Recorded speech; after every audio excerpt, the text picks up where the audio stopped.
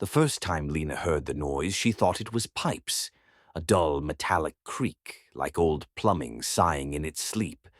But then came a faint scrape, slow, deliberate, like fingernails dragging across wood. It was nearly 1 a.m. She froze in her bed, her blanket clutched under her chin. Her little house on the edge of Willow Creek was quiet otherwise. No cars, no wind, no hum from the fridge. Just that scraping, coming from beneath the floorboards. Rats, she whispered to herself. But it didn't sound like rats. It sounded aware. By morning, the sound was gone. She almost convinced herself she'd imagined it, until it came back 2 nights later. This time a faint tapping, like knuckles on hollow wood. 3 knocks, then silence. She called the landlord the next day. "Probably critters," he said over the phone, not even pretending to care. "I'll send a guy to look." The exterminator came, a tired man with a flashlight and a clipboard. He crawled under the house for half an hour, came back covered in dust, and shrugged. "Nothing down there," he said. "No nests, no droppings, no sign of infestation." "But I heard it," Lena insisted. "Tapping, scraping like someone's under there." He gave her the kind of look people give when they think you're fragile. "Might just be settling noises." "Old wood does that." She nodded, though she didn't believe it. That night, the noise returned. Louder this time. It began as a low hum, like a refrigerator running, but it wasn't constant. It pulsed irregularly. Then came the knocking again. 1, 2, 3. Pause. 1, 2. Then, slowly, something dragged across the floor beneath her bed. She held her breath. Her heart pounded so hard she could hear it in her ears. "Hello?" she whispered before she could stop herself. The dragging stopped. For a moment the silence was so thick she could taste it. Then came a sound like a breath, wet, shaky, exhaling just below her floorboards. Lena bolted out of bed and slept in her car that night. When she told her friend Maya the next morning, Maya frowned. "You've been stressed lately, Len. You said you haven't been sleeping. Maybe your brain's just playing tricks on you." "I know what I heard," Lena said, "and it wasn't my imagination." It stopped when I spoke. Maya smiled gently. "If it happens again, call me. I'll come over. We'll check together." That night, Lena waited. Midnight came, then 1. She kept every light off, sitting cross-legged on her bed in the dark, her phone in hand, flashlight ready. At 1:42 a.m. she heard it again, the soft scrape, like a hand brushing against the beams beneath her. She called Maya immediately. "Okay, I'm coming," Maya said, voice groggy but concerned. By the time she arrived, the sounds had stopped. Maya crawled under the house herself, phone flashlight flickering over the dusty crawl space. "Nothing," she called from below. "It's dry as a bone down here." When she emerged, her face was pale, her hair webbed with dust. "You sure you're not hearing plumbing or air vents?" Lena shook her head. Maya hesitated. "Len, I didn't see anything under there, but I thought I smelled something, like metal or rust." They both pretended not to notice that rust often smells like blood. Days passed with no incident. Lena started to relax until she came home one evening to find her furniture shifted slightly. Her couch was angled differently, her rug bunched up near the vent. She tried to rationalize it, but unease coiled in her gut. That night, she placed her phone beside her bed and hit record before falling asleep. In the morning, she listened. For hours, there was nothing but silence and her own soft breathing. Then, at 2:13 a.m., a faint scrape, then a knock, 3 knocks, and then a voice. It was faint but unmistakable, a whisper muffled and distorted, as if coming through thick wood. Lena. Her name.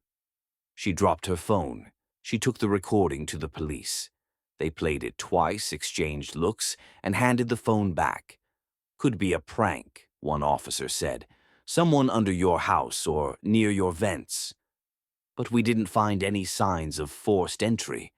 Someone said my name, Lena whispered. Could be your own voice. Sleep talking, he replied. But she knew she hadn't said it. The tone was wrong, deeper, slower, hungry. She stopped sleeping in her bedroom. She dragged her mattress into the living room, away from the floorboards where the sounds seemed strongest. But the noises followed. Wherever she moved, the knocking found her, always around the same time. When she finally called a contractor to check the foundation, he crawled under the house at noon. After 10 minutes, Lena heard him curse. He emerged pale-faced, holding a small, corroded speaker. You had this wired into the beam, he said. Someone's been playing sound from underneath. Her blood ran cold. Someone? He shrugged. Maybe an old prank. Maybe a crazy ex-tenant. I'll pull it out. He did. Lena watched as he cut the wire and threw the rusted speaker into his truck. That night, she actually slept, until 3:01 a.m., when she woke to the sound of breathing. Louder this time, right beneath her.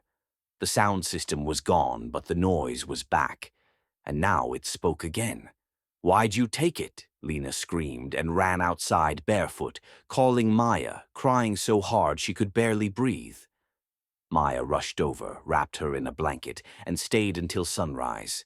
Together they checked under the house again. Nothing. No wires, no holes, no footprints. You need rest, Maya said gently. You're shaking. I'm not crazy, Lena whispered. It's real. It's in there, but as the days went on, Maya stopped coming. Her texts got shorter. Then she stopped replying entirely. Lena's co-workers began whispering about her. She could feel their eyes on her, their pitying smiles. She knew what they thought, that she'd lost it, that she was hearing things. And maybe she was, because soon she heard the sounds even during the day. A constant low hum beneath her feet, sometimes whispers, too quiet to understand. Her sleep dissolved into fragments. She'd wake gasping, heart pounding, certain that someone, or something, was crawling just beneath her. One night, desperate, she pried open the floor vent and shone a flashlight inside. Dust motes drifted in the beam. Who are you? She whispered. For a long time, nothing. Then the whisper came back, soft as a sigh. You know me. Lena dropped the flashlight. The beam flickered wildly, and in that moment she thought, no, she knew. She saw something move below, a pale hand retreating into darkness. She packed her things the next morning. She couldn't stay, but as she loaded her car, her phone buzzed, a voicemail from an unknown number. When she played it, her stomach turned to ice. It was her own voice, whispering, "Don't leave me here."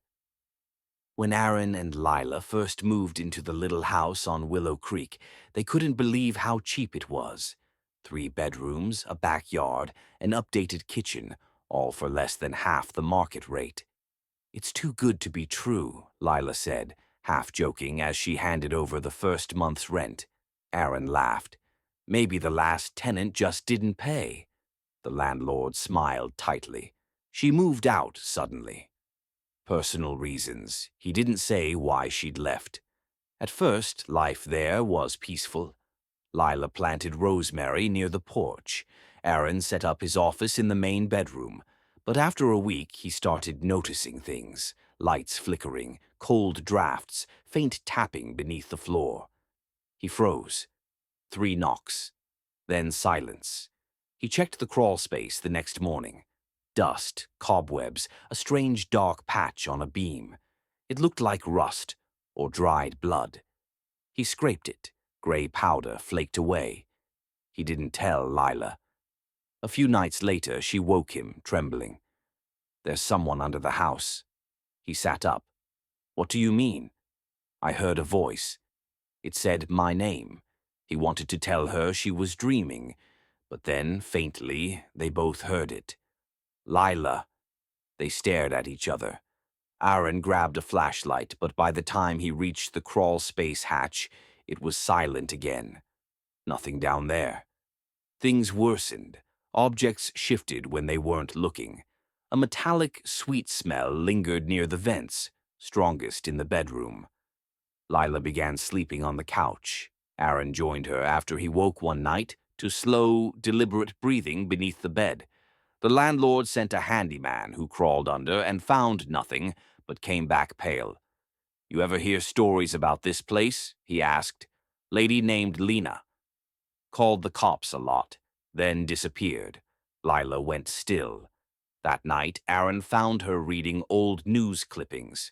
Lena Matthews, 29, last seen leaving her home on Willow Creek. No signs of struggle. Car found abandoned 20 miles away. She looked up, voice shaking. She never came back. The lights flickered. 3 knocks. Then, faintly, "Don't leave me here." The voice was female, broken. Lila covered her mouth. "That's her," she whispered. Aaron pressed his ear to the floor. The wood felt cold. Something shifted beneath it, slow, dragging. He pulled up a vent cover and shone his phone light inside. Dust, darkness. Then, just before it flickered out, an eye staring back. It blinked. They packed their things by dawn. But before leaving, Lila looked back. From the bedroom window, something watched her. A pale figure, hair matted, eyes wide. As they drove away, she swore its lips moved. "It's not me under there." When police came later, after neighbors complained of a smell, they found the crawl space sealed shut from the inside, and deep beneath the house a rusted speaker still played on loop.